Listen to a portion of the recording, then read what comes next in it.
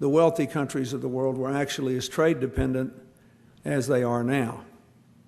Actually, as of today, more trade dependent than they are today, but as trade dependent as they were before the economic crisis of the last year.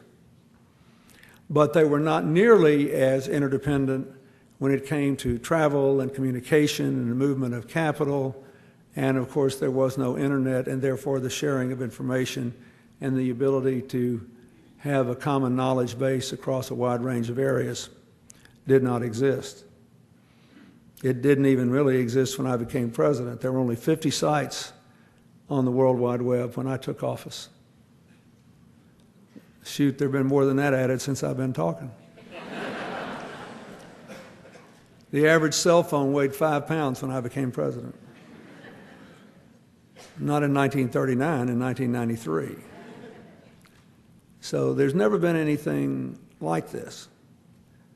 But we know that there are significant problems with the world in which we live.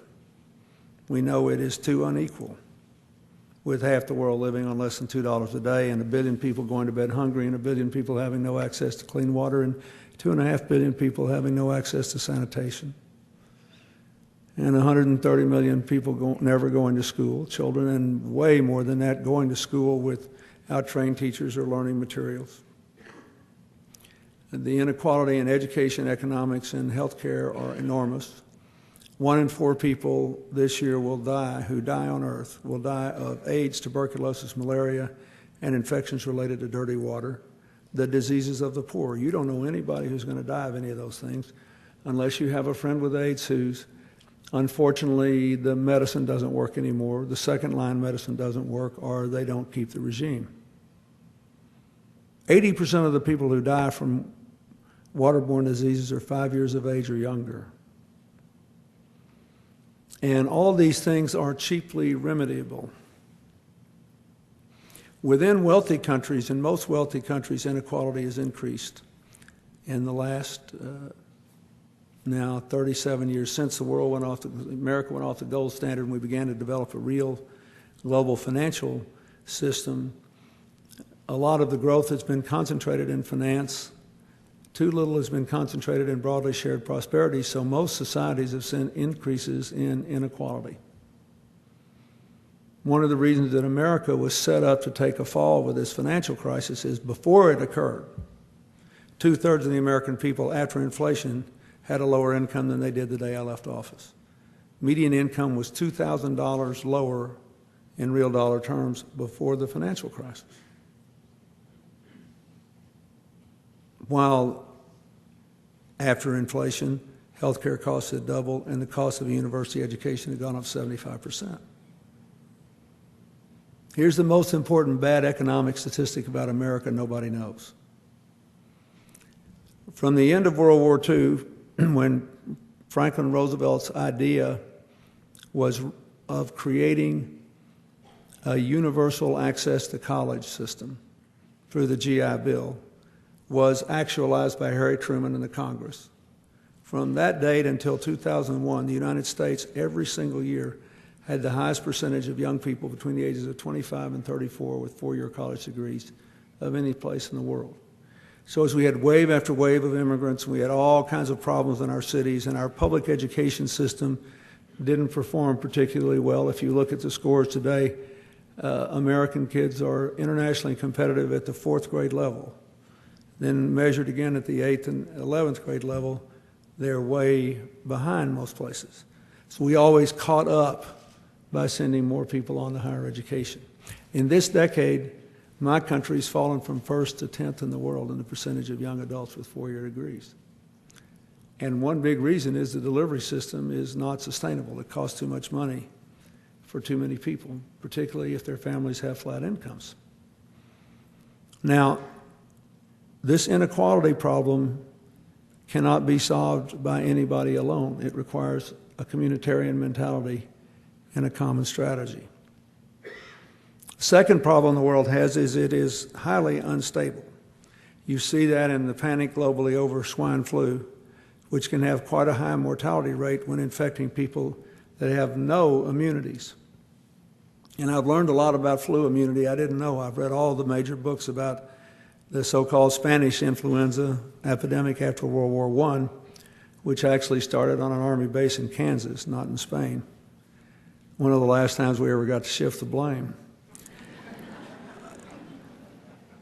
But this influenza is interesting because even if you haven't been exposed to it, if you're over 50, you've been exposed to so many other kinds of viruses that you build up what one expert said on American television. He used a term I'd never heard. He called it peripheral immunity. So he said if old guys like me are exposed to Spanish influenza, to the swine influenza, we'll get really sick, but it probably won't kill us. We lost a 29-year-old police officer in New York City about 2 months ago, a young, strapping guy in the prime of his life because he had no immunity whatever. So we worry about that. One big school district in Texas shut down the first time swine flu cases were reported in northern Mexico. They just shut down for several weeks until they were absolutely sure nobody had been exposed. When Hillary comes home on the weekend and we take our little walks around this small town we live in north of New York City, there was a period where total strangers would come up to us on the street and ask if it was safe to take their children to New York City to a Broadway play because we'd had one reported case at that time. Which means that in their intuitive instincts, people know that the interdependent world is unstable. It leaves them vulnerable from a health point of view. We see it in the concerns we all have about the proliferation of nuclear and chemical and biological materials, about the ability of Al-Qaeda, a non-state actor, not just to do 9/11, but to carry out operations in Spain and England and Indonesia and Bali, in the Hindu part of Indonesia. And of course, we see it in this financial crisis, which began in the United States, spread quickly to Britain and Ireland, which were more heavily leveraged in their financial institutions than we were, then totally engulfed and destroyed the government of tiny Iceland. Sadly, Iceland had the highest percentage of self-made millionaires of any country in Europe. Not from finance, from enterprise, traditional enterprise. But their government had permitted financial institutions to become so leveraged that they offered outlandish returns to pension plans, for example, in small English villages. And when it all came crashing down around their ears, the whole government was replaced at the same time. Then all of a sudden, China, which has no money problems, they were sitting on $2 trillion in cash reserves, much of which you and I gave them by buying Chinese products. They still had 35 million unemployed factory workers and worried deeply about real instability in the country because the rest of the world could no longer buy so many of their products. Capital flows, which reach $2 trillion a day worldwide, crossing national borders, have shrunk 75% in the wake of the global financial crisis. So this age of interdependence has been pretty good to most of us, or we wouldn't be sitting here.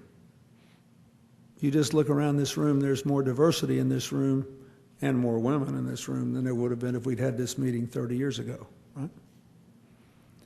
We've gotten a lot of benefits out of it, but it is both unequal and unstable. And finally, because of climate change, it is unsustainable. There are a handful of people who still seriously question whether it's that big a problem, but that's what they are, a handful. Some of them are pretty distinguished. A distinguished American physicist, Freeman Dyson, an 83-year-old icon of American science, and a liberal Democrat who supported Barack Obama for president, says he just thinks everybody else is wrong. What I think is, I want my daughter and the grandchildren I hope to have to live on a planet that will sustain them and people just like them in every other part of the world. And I think I'll stay with the 95% and not the 5%.